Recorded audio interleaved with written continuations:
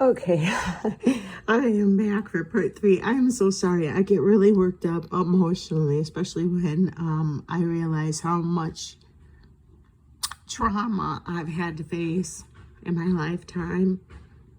And nobody seemed to care. And it was only through my own research and learning how to be a researcher that I learned how to save my own life.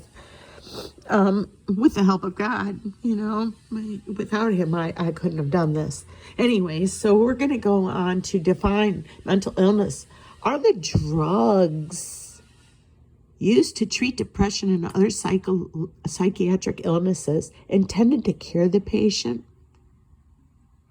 That's a good question. And one would say, I've been in that position. They don't work. Why do antidepressant medications not work in long-term studies? Well, let's just see there's a link here. And it says right here, gosh, I wish you guys were right here with me because it was so nice to do this. But anyways, antidepressants are supposed to work by fixing a chemical imbalance in the brain.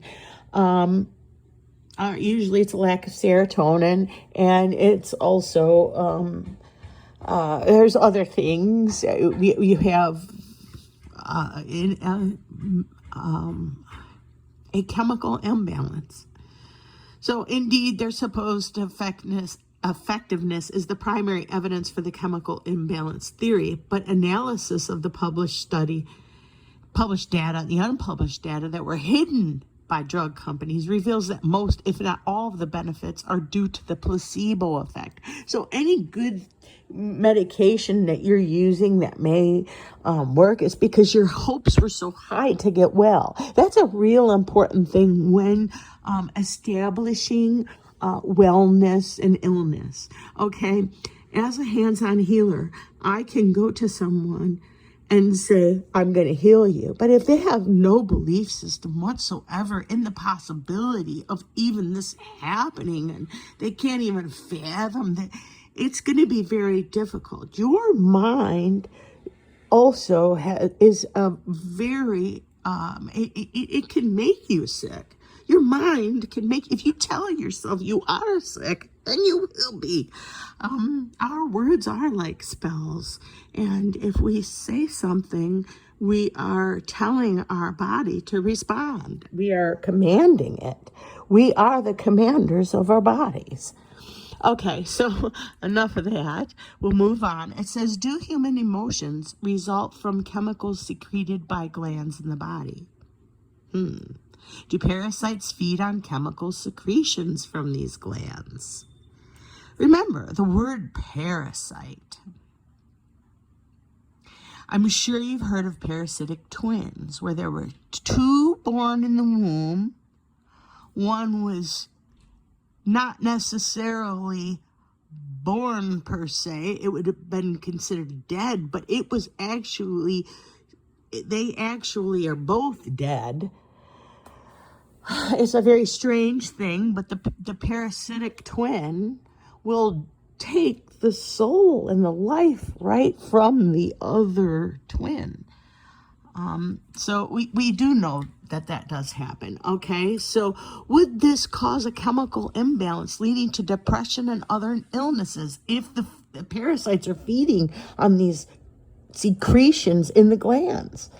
Would the prescribed antidepressant cause an artificial increase to these chemicals? Would this result in a return to normalcy, a temporary? So like if you, all of a sudden you're acting crazy, your kid's acting crazy, you take him to the doctor, he gives him these drugs, and all of a sudden things seem to be okay. Till he starts eating. Okay, would the artificial increase of those chemical secretions, food source for parasite, result in an increase to the number of parasites in the host? And I do believe that what they're doing is and with mental health drugs, is they are based on a chemical imbalance, which would be sugar. Sugar is it's used in to preserve foods. Sugar is used to do a lot of things. That doesn't mean that it's good for you, though. This is the problem. And in high doses, it's feeding. If you even had just one teeny bitty parasite, if you're eating, Hostess King Dawns and gummy worms, you might as well just say, here, parasite, parasite, parasite, come get your dinner, because that's exactly what you're doing. You're feeding it. So it is so important to try to stay. Now, if a fruit, sugar is a whole different thing, but we'll get on to that later. Okay, so would the artificial increase in these chemical secretions, food source for parasite, because these chemical secretions that they're forcing into your body is sugar-based, result in an increase in the number of parasites? Yes, it would. With this increase in parasites, once again, deplete the body of necessary chemicals. Yes, because that's what the parasites feed on, is healthy, good things that you need for your body, minerals, vitamins, all those things, and being depleted of those will cause the hair to fall out, all these things. So this is a true thing. Would this increased dosage cause an even greater increase? Okay, so you'll go to a normalcy stage. What they're basically saying to you is once you get on mental health pills, if you've ever been on them, I have. And let me tell you, they put you on it. They ask you, oh, is it helping you? After a couple weeks, and you're like, no. What was it supposed to do? Well, it's supposed to make you feel better. Well, it's not. Well, we'll put you on something else, And then you start all over again. And after 3 weeks, it's just a constant thing till they find something that might do something. Whether it makes you feel worse or better, that's when they home in. And so if you told the doctor that none of them made any difference, he'd find something to put you on. It might get real strong, and that's the problem. So define addiction. As they said, this is going to force them to give you more and more medication because the parasites are eating it up, and you're not getting any relief, and the parasites get bigger and bigger. And then it says define addiction. What would happen if the meds were reduced without first reducing the parasites? You'd get severe symptoms. Okay? Why do antidepressant medications not work in the long term? Because they're not killing this bug, this parasite. You have to kill the parasite, and it gets worse. Why is our drinking water fluoridated? What is fluorosis? Like I said, I am not going to click links and feed this to you. I feel this is important for every one of us. If we have questions about this, not to ask me. My interpretation means so much less than you doing the research for you. Save your life. I'm giving you, spoon feeding this to you. Please listen to me. You've got to do this. It has been described that so when sodium fluoride is placed into drinking water, is it detectable by taste or smell? When placed in drinking water, can sodium fluoride lead to fluorosis? Okay. It's been reported that in geographical zones where fluorosis is endemic, there is an increase in the presence of bacterial, viral, and parasitic, there's the word, infections in humans or wild or farm animals that have been intoxicated with this type of compound when it's present in drinking water in concentrations exceeding the maximal dose recommended by the whatevers. And as mentioned previously, individuals who present fluorosis are more susceptible to presenting bacterial, viral, and parasitic infections, which indicates that there can be a change in their immune system. Okay, so people with immune system issues, listen. Cancer, listen. Diabetes, listen. Everything, listen. Skin infections, listen. Blood infections, listen. Okay? I'm sorry, I'm so intense, but I found this. They tried to kill me, and I'm trying to save you. Please, listen. Fluorosis. Look at immunocompromised. Think about the people who they say are immunocompromised. Hosts more susceptible to parasites, fluorosis, immunocompromised, and the hosts are then more susceptible to parasites. Why do they really fluoridate our water? It gets worse. Does fenbendazole eliminate parasites without side effects? Is fenbendazole successful in removing them from mammals? Can it successfully remove parasites from non-mammals, such as reptiles and fish?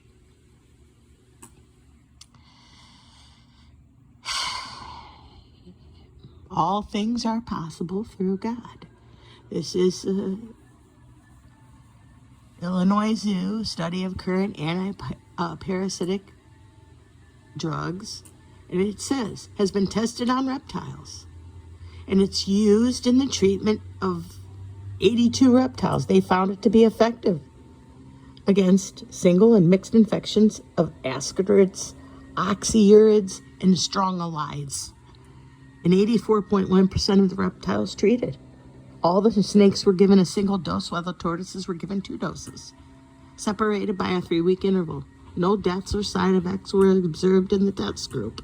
In general, the literature has shown that the fenbendazole is apparently free of side effects.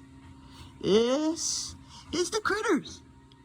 These little critters are inside our bodies, sucking the life right out of us. This is part of the devil's plan. This is the devil. This is Satan leeching your soul from you daily. These things take your vitamins, minerals, and deplete you, and eventually cause illness, disease, and eventually death if left untreated. And if given the drugs the pharmaceutical, you might have some temporary relief, but you will die. Is fenbendazole safe for humans?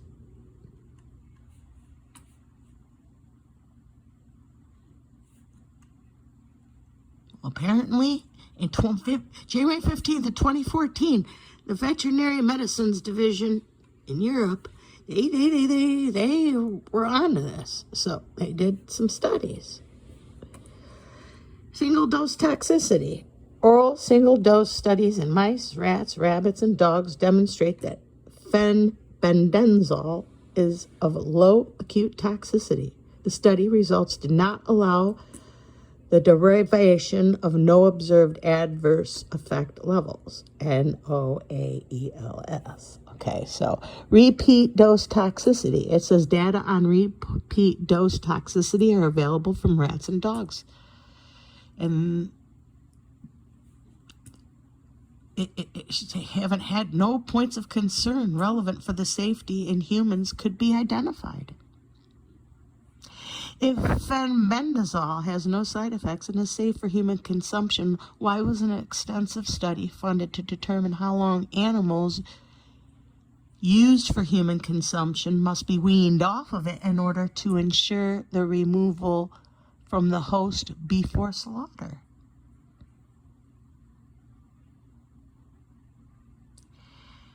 Think about that. So in order for us to eat the critters, chicken, pig, goat, whatever it is you're eating, there were regulations that said that the animal had to be weaned off of this for so many days before you could slaughter the animal. Why do you think that would be? Because then the animal will then be loaded with parasites, and guess who's eating it? You and me. That's why. Okay, so based on the provided residue depletion study in tissues, a withdrawal period of 6 days for edible tissues can be established for Pancor. Okay, so this is for the deworming medicine. So what they're saying is the withdrawal period for slaughter is calculated using the alternative approach. This is how they figure on how they're going to all this BS on how they're going to tell you that they're going to take the animal off of this because, oh, it's not good for you. That's the story. But the truth of the matter is that would prevent the animal from having the parasites that it was intended to do in the first place. If fenbendazole has no side effects and is safe for human consumption, why is it labeled not for human consumption? Why? Why would they do that? Because you wouldn't be, okay, let's just move on. Let's just get your brain going. I'm going to say, I've read this, I've been through this, I've went through it in detail. And believe me, the answers are here. And it's up to you, after I give you this opportunity to see this, for you to do what you know. You have family, you have children, you have husbands, you have pets. We need to start doing this. We need to go back to the old ways. These are old ways. All farmers know that you deworm your critters. Back in the day, they knew that, and that's why in the cartoons, remember when we watched cartoons? I mean, I'm old, but I remember they would show little boys and little girls, and their mom and dad would say, get in here, and they'd shove a spoon, and on it would say castor oil, and I thought, well, you know, whatever that was for deworming. That was a typical thing. Kids got dewormed before they went back to school, because they pass the germs back and forth very quickly. Okay, so does glyphosate cause terrible damage to the cells inside of the digestive tract? You know, because everybody's going to cry about everything, and they're going to say, oh, no, you can't use it because it'll hurt you.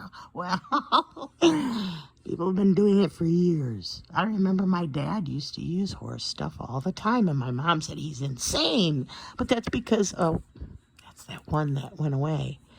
Does compromising the human immune system benefit parasites inside human hosts? Yes. Think about that. If we compromise your immune system and you have parasites in there, you can't fight them off. So of course. Okay, so fenbendazole harms parasites inside humans. Glyphosate helps. You see this? Glyphosate helps parasites inside humans. This is something you don't, right here. I'm going to highlight it. Okay, wait a minute. You little idiot. Okay, so, oops. Well, you there. This is they. Glyphosate helps parasites inside humans. Fenbendazole is illegal in food meant for human consumption. It's illegal. The government made it illegal for the animal to be dewormed before you, and for you not to get any of it. The reason why is because they don't want you to be well. Glyphosate is legally, you see this, is legally mandated in food meant for human consumption. Yet, the thing that takes away the parasites is not allowed in your food. You reconcile that. It's right. It gets worse. Let us view. Despite there existing a recommended parasite schedule for every other species which comes into direct contact with humans, there exists no recommended parasite treatment scheduled for humans. This is another fact. It has been made illegal to treat humans with the most effective methods for for treating parasites. Fact, all parasite medications are intentionally prevented from entering food meant for human consumption. All of this results in a system where humans are forced to completely rely upon their immune system to combat parasites. However, fact, humans have a naturally weak immune system due to their inability to produce vitamin C. We don't produce that naturally. We're not an orange. We're not. We're a human. And so we have to get it from our food sources. The human immune system has been intentionally weakened through a variety of external methods by fluoride, heavy metals like aluminum added to your air, adjuvants like aluminum added to vaccines, and alcohol pushed in the mainstream. Okay? Fact. The spread of parasites is intentionally encouraged in a variety of ways. And they do this by, number one, adding sugars added to food, addictive psychiatric drugs peddled by doctors, promiscuity pushed by our regular lovely old mainstream media, and glyphosate is added to the food, and the fenbendazole is removed from the food.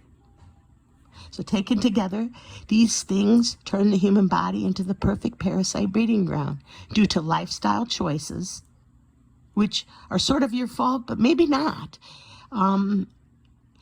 We've been ignorantly given a lot of information telling us what's healthy and what's not. And the truth is what they've told us that is healthy really isn't. So, it's really, it requires a lot of due diligence. Environmental factors and genetic factors also will play a part in that. And that obviously isn't anything, the genetic factors, you can't do much. And even some of the environmental factors are beyond your ability to stop. Humans are systematically more susceptible to parasitic infection than any other mammal. So why do all other mammals have parasitic treatments and not humans? Okay, so we are going to talk about the brain. And this is where I get kind of freaked out, because you don't understand how these critters, parasites, can get into your brain.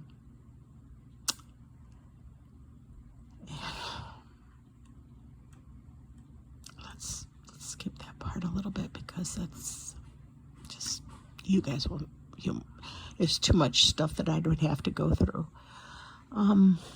They're talking basically here, so you understand. It has a lot to do with,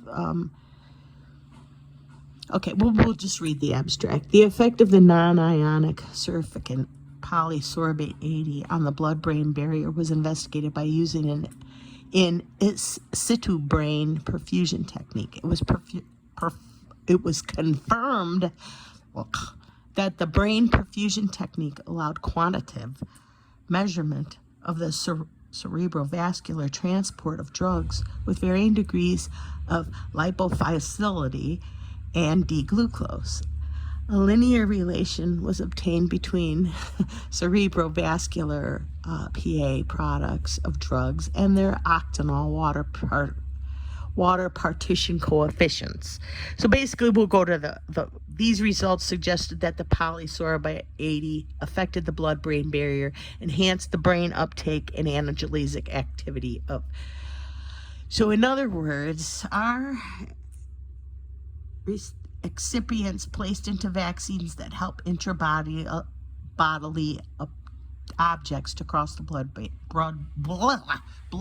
barrier. Yes, they're putting things in that cross the blood-brain barrier. And then that leaves for the parasites to get in. We talk about Vril.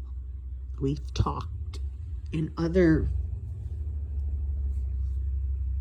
groups, and I've discussed Vril so people understand it. It is like a parasite. It's a small worm-like substance. Here, this was in Tampa Bay. Make sure you get your flu shot every year. Yeah, they want you to get the flu shot every year because it gives them access to your brain.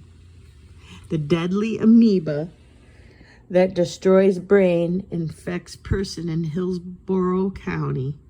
Health Department warns. This was Tampa Bay.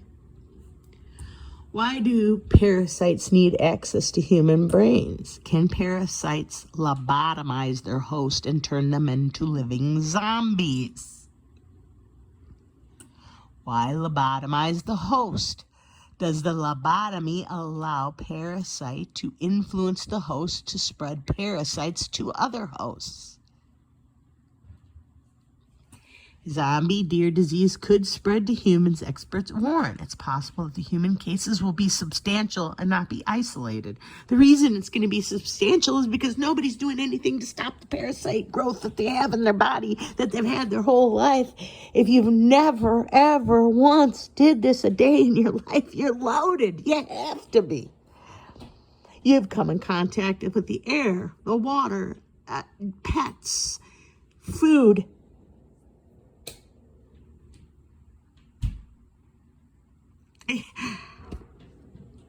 I don't know what else to say. Okay, so people who eat deer meat could be at risk at contracting a deadly infectious disease that is spreading across the animal's U.S. population. Chronic wasting disease. In other words, you'll see them and they look really super skinny. That's what chronic wasting disease looks like. Dubbed zombie deer disease. Has infected deer, elk, and moose across 24 American states and 2 Canadian provinces. The disease attacks tissues, including the brain and spinal cord, causing dramatic weight loss, loss of coordination, listlessness, drooling, excessive thirst, or urination and intense aggression before the animal dies.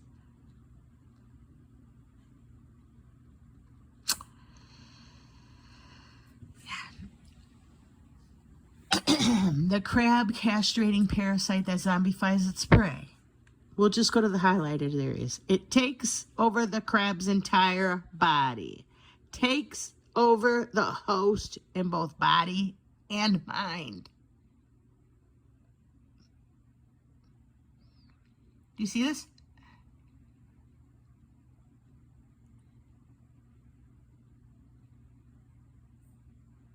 This is the name of it. Sacculina carcini. Carcini. That's the name of the... It castrates the crab, then turns it into a doting babysitter that grooms and aerates the barnacle's brood, tending the next generation of baby snatchers as if they were its own babies. Lest you think Sacculina is alone in its nightmarish ways, it is one genus and an entire order of barnacles called Rhizocephalia, the root of the head. In other words, in the head. Okay? Driving them around like cars. That's what these parasites are doing. They're driving us.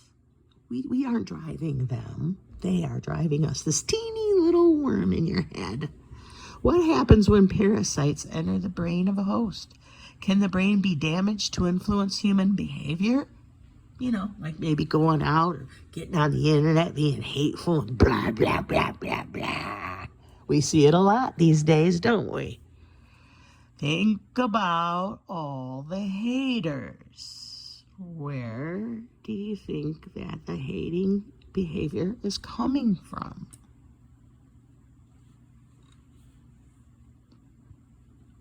Poor guy. Can the brain be damaged to limit human cognitive abilities?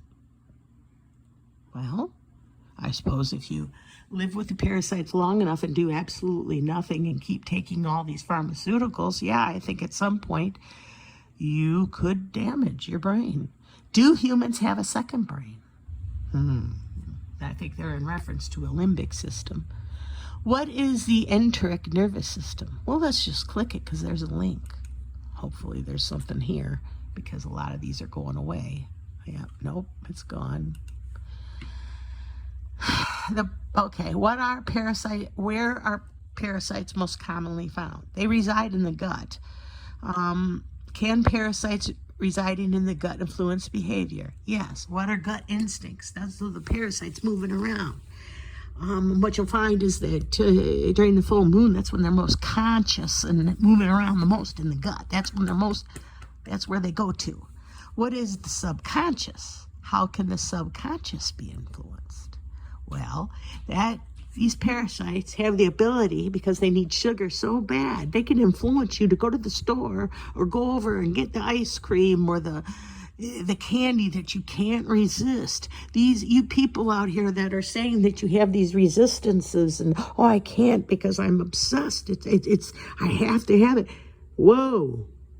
The parasite is taking over your brain. because it needs that sugar to feed on. And if you don't think that's possible, well, I've got news for you. It's happening right now as you do this. So there is control over these parasites. You have to be very determined. But you know, when you're feeling this desires, they're really tricky. Okay, so why influence host personality? Why influence host behavior? The end goal of a parasite is not to kill the host, but to spread more parasites to more hosts. Because what ends up happening is the more people who are infected, then there's a goal. So let's see how that goes. However, a parasite will kill both a host and itself, but only if it creates more hosts infected with more parasites. Let's see if this one went out too. Okay. Yeah, parasite uses the power of sexual attraction to trick rats into becoming cat food. Could it be love? Rats infected with the parasite Toxoplasma seem to lose their fear of cats. Okay, I think we talked about that, where the cats. Now, Stanford researchers have discovered that the brains of those infected felis male rats show activity in the region that normally triggers a mating response when they meet a female rat. But that does not necessarily mean that the rat finds cats sexually appealing. It's a trick that the toxoplasm, or the parasite, plays to have the rats eaten by cats. A clever manipulation of rat behavior that is part of the parasite's reproduction scheme. When a male rat senses the presence of a fetching female rat, a certain region of his brain lights up with neural activity in anticipation of romance. Now, Stanford University researchers have discovered that in male rats infected with the parasite Toxoplasm, the same region responds just as strongly to the odor of cat urine. Is it time to dim the lights and cue the Rachmaninoff for some cross-species canoodling? I should say, I'm a super intellect. So to me, some of this I find hilarious. I know some of you are like, what the hell is she talking about? But I'm out there, I guess. Individual toxoplasm parasites, green, are shown invading neurons. Okay, so this is what you're seeing in a petri dish in the lab. The blue areas, see these blue areas, are fluorescently tagged cell nuclei. So the red things, these red things, were grown in this petri dish. And the blue things are nuclei. These round blue things here, and here. Okay. Well, we see activity in the pathway that normally controls how male rats respond to female cats. So it's possible the behavior we are seeing in a response to cat urine is sexual attraction, but we don't know that. So in other words, they tricked the brain of these rats to smell female cat urine, and it excited that part in their brain thinking they were going to have sex with a rat, but it was really a cat. For a rat, fear of cats is rational. But a cat's small intestine is the only environment in which toxoplasm can reproduce sexually. So it is critical for the parasite to get itself into a cat's digestive system in order to complete its life cycle. So we're learning this about a cat. This also happens in humans. So what happens is, in order for the parasite to live in your body, it must go into your digestive system to complete its living cycle. Thus, it benefits the parasite to trick the host rat into putting itself in a position to get eaten by the cat. No fear, no flight, and kitty's dinner is served. House, the lead author of a paper about the research published in August of the Public Library of Science 1, works in the lab of Robert Sapolsky, a professor of biology at the Medical School of Neurology and Neurological Sciences. Anyhow, so we realize we're going to go to the end of because of all of this, yep, we'll get to the bottom line. That's how if you want to learn to speed read, you read the first paragraph and then go to the last paragraph. Generally, you can get a synopsis of what's really going on and then work your way in the middle. But I'm a speed reader, so this I went through very quickly. But I'm doing this at a slower pace for your entertainment purposes and or learning. There are a couple dozen studies in the few years showing that if you have schizophrenia, you are more likely to have toxoplasm. Did you hear that? There are a couple dozen studies in the last few years showing that if you have schizophrenia, you are more likely to have toxoplasm. The research was funded by the NIH. Okay, back to this. The enemy within 10 human parasites. We have them. What is utilitarianism? Reminder, are parasites sexually transmitted? Yes. Reminder, can parasites change the host personality? The answer is yes. Why might the following behavior seem so prevalent? Okay, let's see what the behavior is. I just finished up living with a guy that was cheating on his girlfriend, and he thought it was funny. Also expected me to share in the laugh. I could write several volumes on that person. I won't say what that says because that's horrible. And this guy says, oh, I know the type all too well. It's like meeting Agent Smith. They're all the same personality, sick and twisted, but in exactly the same way. Dumb as all do too. Unable to create anything new. They have no original thoughts. Reminder, are parasites connected to viruses, meaning sexually transmitted? Yes. How many people did you sleep with in college? This is a trigger warning for sure. How many people did you sleep with in college? And all these people answered, and I'm telling you, it says, let's see, 3 a week, 50 weeks in a year, 200 weeks in 4 years, so around 600. Excuse me? Do parasites, I mean, every one of these people said quite a bit, okay? And some of the things they said was just absolutely unbelievable. Do parasites influence behavior to promote sexual promiscuity in order to spread more parasites? Well, I would think the end goal of any parasite is not to kill the host, but to infect more hosts with parasites. So the answer is yes. It gets worse. Politics. Oh boy, here we go, you guys. Should humans regularly be treated for parasites at least once a year? But here's the kicker on this. Okay, so if from a child standpoint, if you have been treated for parasites yearly, there's no need more than to do it once a year. But if you are like me and many others out here, you've been alive and on this truck on this earth for quite some time.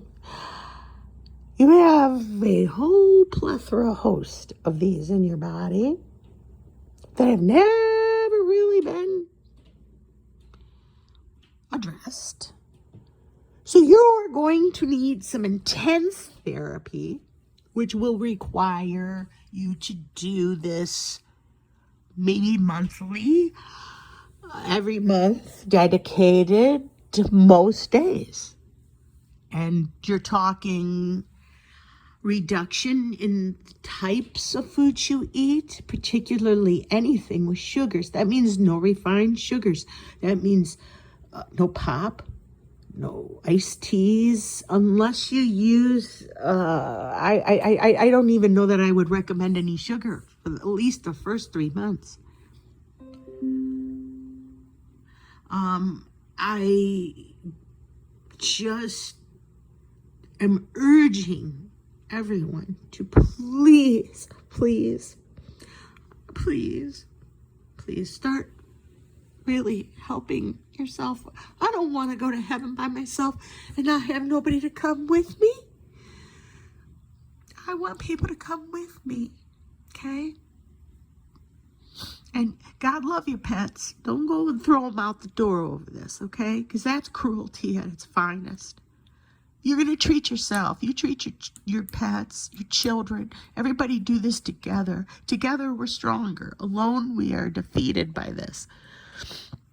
Americans have access to low-cost, over-the-counter anti-parasitic medication that has no side effects. Yet Americans are not put on regular parasite treatments. Why? Why? Because they're using all those side effects to then take you over to the other side where you're getting all these pills that only create more problems and never really do address the spaghetti in your belly. Can parasites lobotomize their host? Lobotomize. When we think of a lobotomy, we think that a part of the brain being removed. But what they're referring to is poor memory and thinking skills. Is it possible that parasite can do that? Yes. Look, here's a picture. Brace yourselves, ladies. But there's a bowl of parasites, and this 4-year-old boy is lying on an operating table during surgery. The team, led by Valerie Nadip-Engabor, extracted the bundles of live worms through a small incision in the boy's intestine. Doctors said if the worms had not been removed, they could have led to malnutrition, physical growth problems, and memory and thinking skills. He hadn't been dewormed since birth, a procedure needed at least once a year to clear off adult worms and their eggs from the bowel. Okay?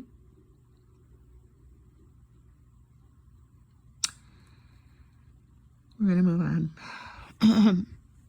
Method 1. Our high-level targets political power, financial power, military power, neutralized with parasites, which lobotomize the target.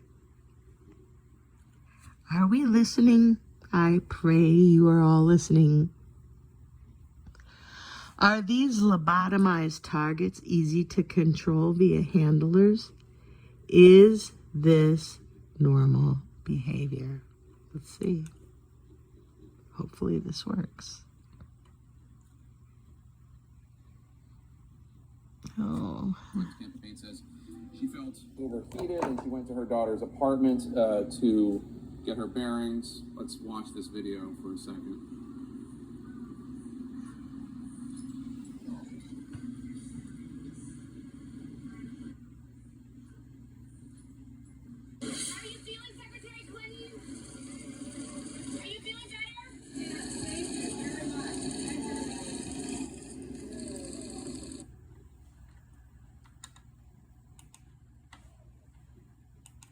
Let's try. Nope, the second one didn't come through. That happens sometimes. Okay, parasites lobotomize the host. The host power to transfer to handlers. Vote red, vote blue. Either way, power handlers.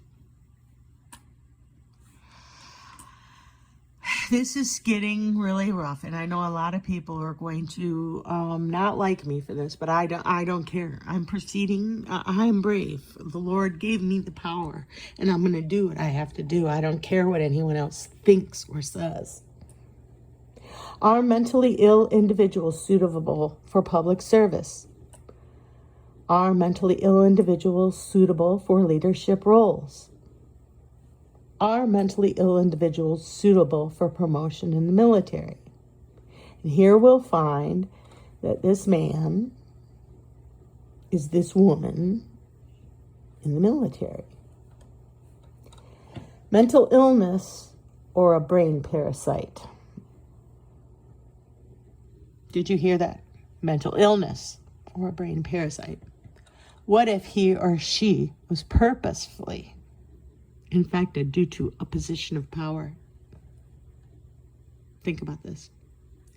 What if influential people are targeted for the purposes of normalizing such behavior?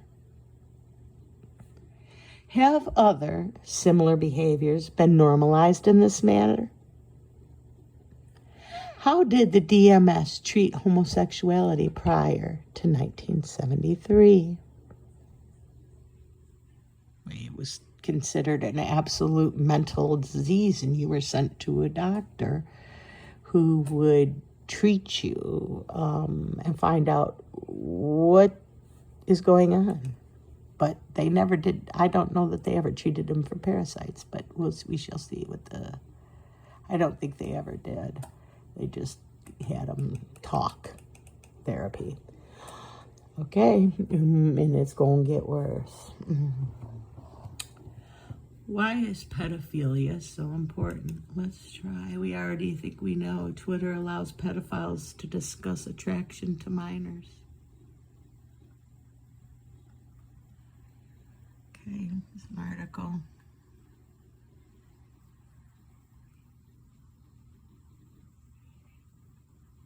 I don't even think it's worth reading, but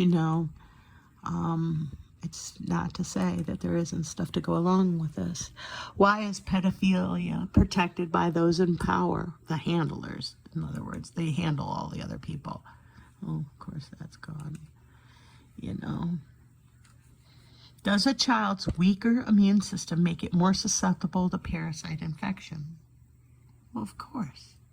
If it can do it to a monkey, it can do it to a child. If it can do it, okay, it says threadworms are also called pinworms, and they're tiny. They're very white. They're thin white worms, about 5 millimeters long, that live in the intestine and around the anus bottom. They are very common and widespread in Australia and are easily treated. Although people of any age can get them, children are the most susceptible. Threadworms or pinworms. Threadworms or pinworms, whatever you want to call them. With the infection spread through worm eggs on contaminated surfaces, it says, although people of any age can get them, children are the most susceptible with the infection spread through worm eggs on contaminated surfaces. So eggs are on a surface of something, kids touch things, and as you know, they put their hands everywhere in their places that they shouldn't. They don't tend to wash very well unless they're constantly looked after. Infection with other worms such as roundworms, hookworms, and tapeworms is less common, but it's not that it hasn't been heard of, okay? So please don't think that there's only one type. Can the parasite gain greater control over the host the longer the parasite remains inside the host? Think about this. Of course. How do homosexuals reproduce? Please, everyone, refrain from negativities here.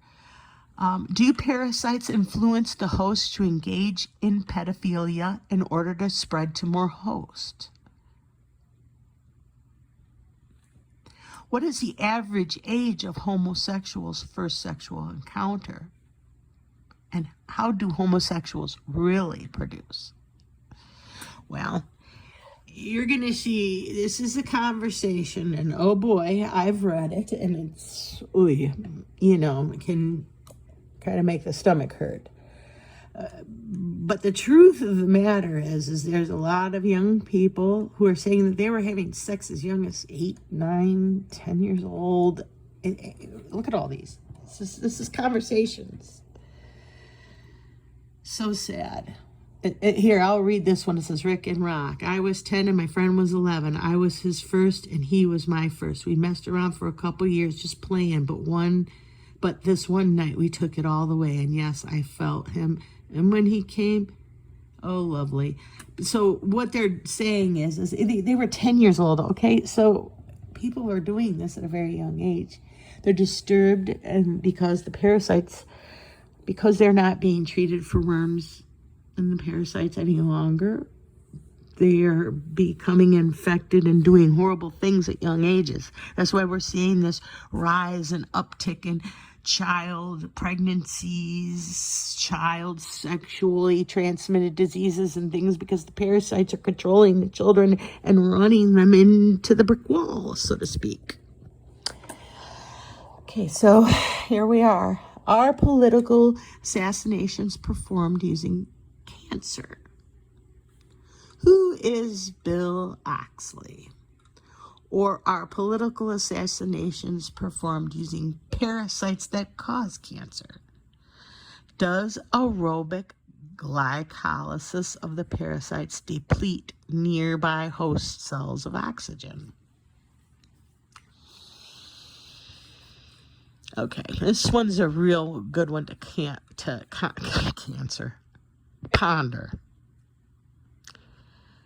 Are political assassinations performed using parasites that cause cancer? Well, I believe yes. I mean, you'd be foolish to think that they aren't doing these things.